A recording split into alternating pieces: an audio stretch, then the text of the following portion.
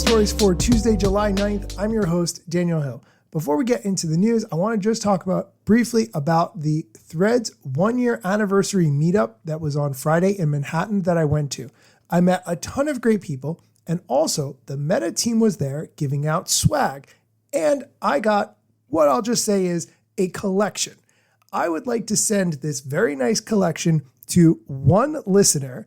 I would ask only that you leave a review of this show on Apple Podcasts, send me a screenshot of the review, and the first person who does that, I will DM you back, ask you for your address, and then I will send you the swag once I get your address. So leave a review on Apple Podcasts. You can find the link to do that in the show notes, and then DM me the screenshot at Daniel Hill Media, and we will take it from there. I only have enough swag for one person though, so you have to be the first one to do this. Okay, let's get into today's news. Since we're already talking about Threads, let's continue with that topic. Journalist from the Washington Post and friend of the show, Taylor Lorenz, wrote a great piece, Meta's Threads is struggling to win over content creators. The byline, Threads launched a year ago, but has a fraction of the users of Meta's other platforms. Content creators say they don't consider it important. There are some fantastic quotes throughout this article, including some people who I would consider friends of the show. For instance, Leah Haberman, who I recently interviewed, said, quote, Threads still seems like a platform in search of a mission. The focus isn't news. It's not about visual creativity or video like Instagram or TikTok. So what is it? End quote. There is also an excellent quote from Keith Dorsey, who is founder and CEO of Young Guns Entertainment, a social media talent management company in Atlanta that works with hundreds of content creators with large followings across multiple platforms. Here's what he said about Thread. Quote, it's an auxiliary thing. I don't think any of the creators I have even post on Threads. We'd forget it's there if it wasn't for the automatic notifications. End quote.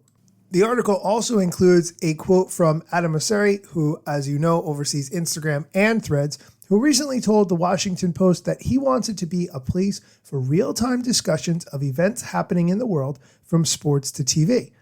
But the article explains that content creators who also spoke with the Washington Post said that they are struggling to understand the platform. Just as a reminder, on Wednesday of last week, Meta CEO Mark Zuckerberg announced on Threads that it has more than 175 million monthly active users, up 25 million since April. However, comparatively, 175 million monthly active users is a drop in the bucket compared to Instagram's 2 billion monthly active users or Facebook's over 3 billion monthly active users. This article is well worth reading. I will link to it in the show notes so you can check it out. And sticking with the topic of Threads, the Instagram team made a blog post called Postworthy, a look at trends in text-based sharing, giving some stats about the usage of Threads and drilling into some specific details that you might not know. They partnered with a company called Wakefield Research to survey nearly 2,000 Gen Z, Millennial, Gen X, and Boomer responders across the US about their social media preferences. That's not a huge amount of people, but it is a wide age range. So for that, I will give them credit. The majority of the people who responded to this survey, 60%, said connecting with others is the most important part of social media. And many people on Threads believe the app helps build strong communities and fosters friendly conversations.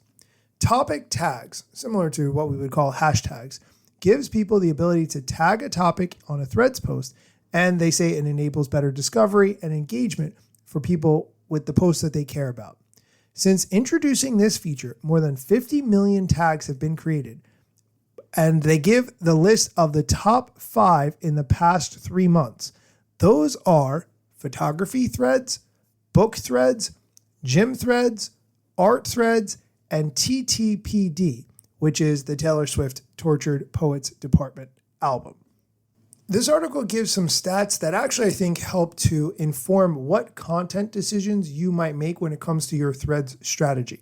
They say in this post that people are coming to Threads to share their thoughts and ideas about their interest using text.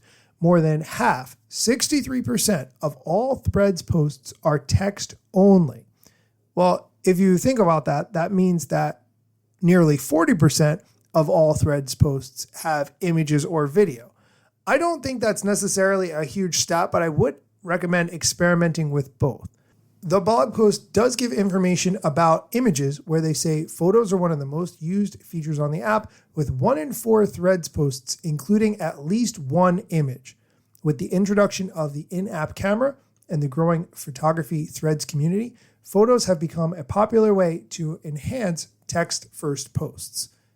This article also mentions my favorite part of Threads, which you might not know about, which are voice notes. This is a really cool feature, and AirChat had something similar, and now because of this feature, I think AirChat is no longer relevant. Here's what I mean. If you were to voice dictate a text message, for instance, you would just speak into your phone what you wanted that text message to be, and it would write out the words, and then you could send it, right? Threads does the same thing, but also attaches the voice memo as well to your post. So what that means is you can dictate the post that you want to appear on Threads, and people can either choose to read it or listen to your voice the way you are naturally saying it.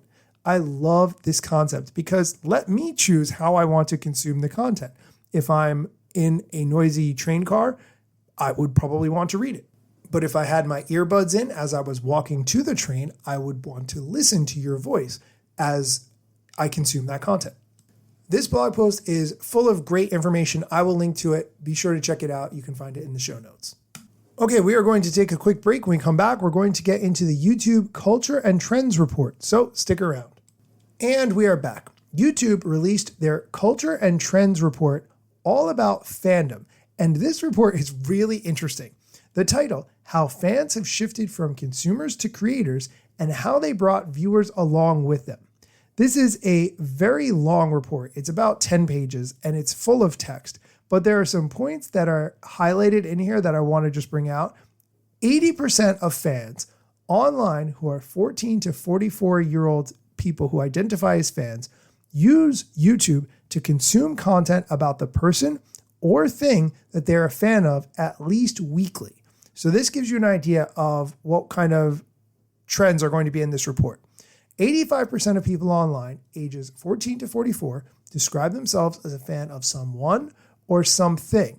And then they break that down into a pie chart. They explain what is a casual fan, a big fan, a super fan, and a professional fan, which is someone who earns revenue from being a fan of something. So for instance, if you were a fan of a specific TV show and you had a monetizable YouTube channel all about that TV show, then that's the category you would fall into, a professional fan. Here's my favorite stat from this whole report. 47% of Gen Z report belonging to a fandom that no one they know personally is a part of. Just take a second to digest that statistic. That means half of Gen Z are part of a fandom where they've never met anyone in real life who's into that same thing, yet they're included in a community. I think that says so much about our culture and gives you an idea of what sort of community you should be endeavoring to build. It's okay if there are not that many people who are into your specific thing, and it's okay if those people have never met in real life. Gen Z is perfectly okay with that concept. I guess I'm definitely not a Gen Z because whenever I'm into a thing, I want to meet other people in person who are into that same thing. And now on to my second favorite stat of this report. 66% of Gen Z Americans agree that they often spend more time watching content that discusses or unpacks something than the time they spent on the thing itself. This is a fantastic statistic. They're both great. This is my second favorite, but honestly, this speaks so much. If you watch a 2-hour movie and then you spend 4 hours watching YouTube videos about that 2-hour movie, that's what people are doing. That doesn't mean it's necessarily bad. That shows that they're invested in that thing. I'm going to link to this Culture and Trends report so you can read it for yourself. It is full of fascinating information. That is going to do it for today's episode. As a reminder, I want to hook you up with swag. The first person who leaves a review of this show on Apple Podcasts and sends me a screenshot of it will be getting a package from me. Send me a DM at Daniel Hill Media and let's make that happen. Let me tell you a couple things that you should know about me. A product manager but do not have a bachelor's degree. But actually that's factually a fraction of me. And other fractions posting content irregular and irrationally. Still probably won't get a job at the Gram. They forgot, they don't know, or don't care who I am. That's why you never see me at the parties and events. My lack of followers must make me irrelevant. Don't have a course, a book to sell to make a bag of grand. Not a social media marketer, don't represent any brands. Plain to see, don't have an agency, but I got a lot of spam. Just putting in the work, without the glitz and glam. Won't catch me eating fish, unless it's shrimp or clam. No six pack, no risk that, there's a gym card in my hand. Don't have a full-time job, but I got a lot of plans. Stay plotting, dropping knowledge on TikTok and Instagram.